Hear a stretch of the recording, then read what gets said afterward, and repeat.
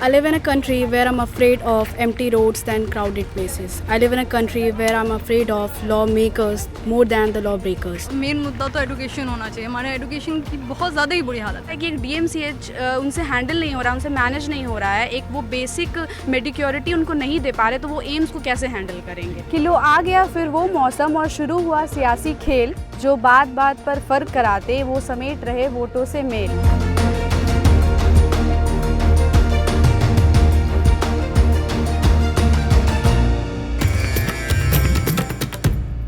Hello and welcome to the Quint. मैं हूं शादाब मोइज़ी और इस वक्त हम लोग मिथिला की धरती पर हैं, मिथिला यूनिवर्सिटी में हैं और हमारे साथ लड़कियां हैं, युवा लड़कियां हैं बिहार की, दरभंगा की और मिथिला की जो लड़कियां हैं उनसे हम आज बात करेंगे, चुनावी मुद्दे पे बात करेंगे, उनके क्या एस्पिरेशन है उस पर बात करेंगे। तो आइए उनसे बात करते हैं। क्या नाम है आपका? श्रुति।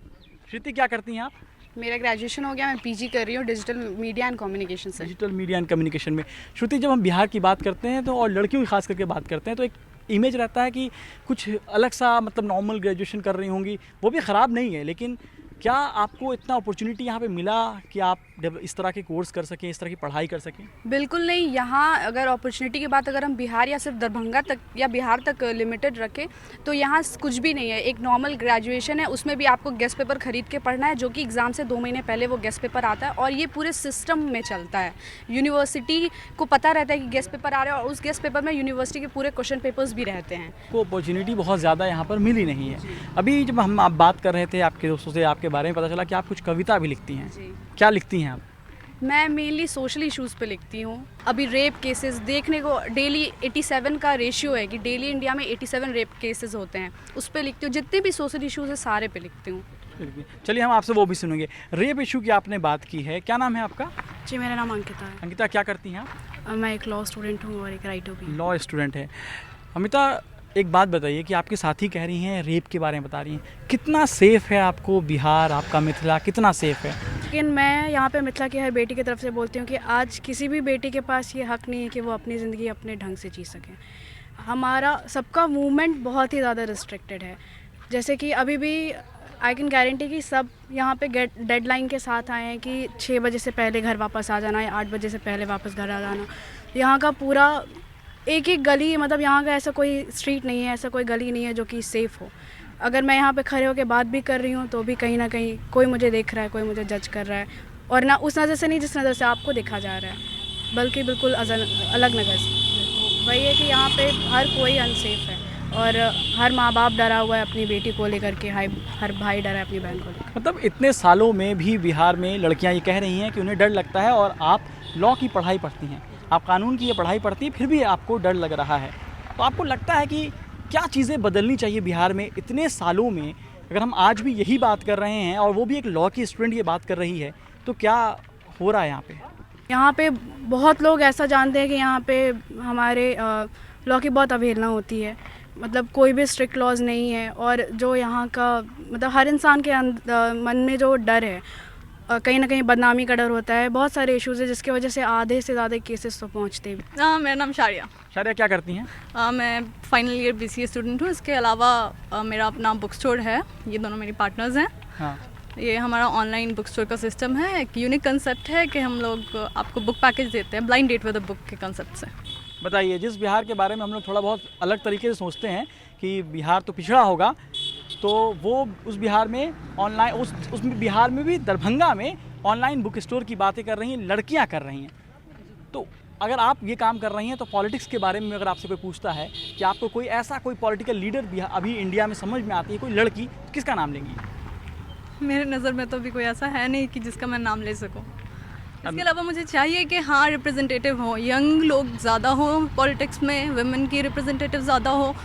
ऐसे ही हम लोगों को और पॉलिटिक्स में वुमेन रिप्रेजेंटेटिव चाहिए, यूथ की भी रिप्रेजेंटेशन चाहिए। जिस तरह से भी आपने देखा होगा हाथरस केस में प्रियंका गांधी गई थी और उनके साथ धक्का मुक्की हुई, उस पर आप लोग क्या सोचती हैं अगर आपसे पूछा जाए तो? जी, वो तो बहुत ही गलत हुआ। एक तो वो मिलने जा रही थी, तो फिर जिस तरह से ट्रीट किया जा रहा है उस बेसिस पे आप देख ही सकते हैं कि औरतों के साथ क्या किया जा रहा है। एक तो पॉलिटिक्स में वैसे भी इतने कम लोग, मतलब औरतें हैं, को बढ़ावा देना चाहिए। सबसे पहले तो 50% भी पार्लियामेंट में औरतें नहीं हैं, तो सबसे पहले अगर वहाँ तक औरतें पार्लियामेंट में ही 50% औरतें नहीं हो पा रही हैं, तो जो हम सेफ्टी की बात कर रहे हैं, सारी इश्यूज़ की बात कर रहे हैं, वो तो वहीं से स्टार्ट हो रही है, क्योंकि वहाँ ही सोच नहीं है, औरतें ही नहीं हैं, तो फिर सोचेगा कौन। मतलब हम लोग ऐसे वर्ड्स को नॉर्मलाइज़ किए हुए, वैसे ही हम लोगों ने रेप को नॉर्मलाइज़ किया हुआ है। अगर यहाँ से आते जाते कोई लड़के अगर घूरते हुए जाएं या सीटी मारे, कुछ भी करे, तो हमारे लिए वो एकदम नॉर्मल है। क्या ये सब होता है आपके साथ? हाँ, होता है। आई थिंक यहाँ पे खड़ी सभी लड़कियों के साथ हुआ होगा, होता ही है।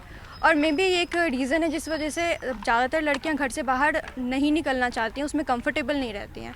तो जैसे कि मेरे पेरेंट्स ने कभी मना नहीं किया। इनफैक्ट बहुत सारे ऐसे यहाँ पे लड़कियां हैं जिनके पेरेंट्स उनको पूरा सपोर्ट करते हैं।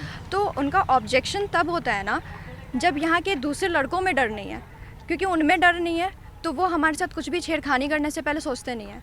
तो हमारे पेरेंट्स के मन में ये डर रहता है कि कहीं अंधेरा हो गया और तब अगर आई तो मेरे साथ कुछ गलत हो सकता है। तो इतने सालों में अगर हम बात करें पॉलिटिक्स की, तो यहाँ पे नीतीश कुमार की सरकार है, बीजेपी की सरकार है, तो क्या ये सारी चीज़ें जो आपके दोस्त कह रही हैं, ये सारी चीज़ें बदली नहीं इतने सालों में?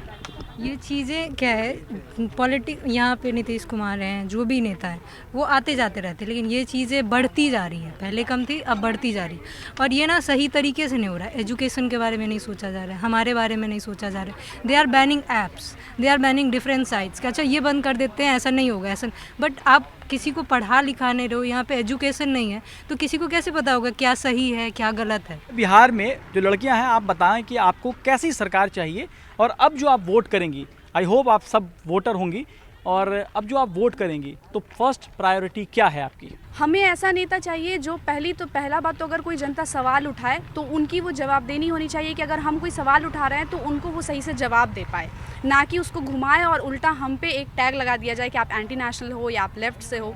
दूसरा, ऐसा नेता चाहिए जो कि ये सोचे कि क्योंकि किसी भी जगह के लिए शिक्षा और हेल्थ ये सबसे रूट है, वो अगर वही ख़राब होगी तो कैसे हम आगे कैसे बढ़ेंगे। तो हमें ऐसा नेता चाहिए जो सबसे प्राइमरी। यहाँ पर है हेल्थ का सिस्टम कैसा है यहाँ पर? यहाँ हेल्थ नहीं है एक तरह से, क्योंकि अभी जो DMCH पे एम्स बनने वाला है दरभंगा में, आप अगर DMCH की हालत जाकर देखेंगे तो वो वर्स्ट से भी गंदा कंडीशन है, और उसके ऊपर एम्स बन रहा है। समझ में नहीं आ रहा है कि एक DMCH उनसे हैंडल नहीं हो रहा है, उनसे मैनेज नहीं हो रहा है, एक वो बेसिक मेडिक्योरिटी उनको नहीं दे पा रहे, तो वो एम्स को कैसे हैंडल करेंगे? आप क्या सोचती हैं कैसा अगला CM आपका हो? मेन मुद्दा तो एजुकेशन होना चाहिए। हमारे एजुकेशन की बहुत ज़्यादा ही बुरी हालत है। मतलब अगर जैसे हमारे यहाँ कॉलेज का सिस्टम तो इतना बुरा है, जैसा कि श्रीति ने बताया था कि एग्ज़ाम जब होते हैं तो गेस्ट पेपर्स आते हैं। जैसे अगर हम एंटरप्रेन्योर का ये चूज़ करना चाहते हैं रास्ता, या फिर हम चाहते हैं कि हमारे बिहार में और उद्योग आए या जो भी आए, पर हमें सपोर्ट करने के लिए कोई नहीं है यहाँ। मतलब जैसे कॉलेज में एक सिस्टम होना चाहिए, जैसे इंक्यूबेशन सेंटर्स होने चाहिए कि कोई हमें सपोर्ट करे, कोई हमें गाइड करे, ऐसा कुछ भी नहीं है यहाँ। तो बिहार की और दरभंगा की लड़कियों के लिए सिर्फ सिक्योरिटी और सेफ्टी का ही मसला नहीं है, इनको जॉब भी चाहिए, इनको बेहतर हेल्थ सिस्टम भी चाहिए, और इन्हें वो सरकार भी चाहिए जिससे ये सवाल कर सके। तो बाकी खबरों के लिए जुड़े रहिए द क्विंट और क्विंट हिंदी के साथ।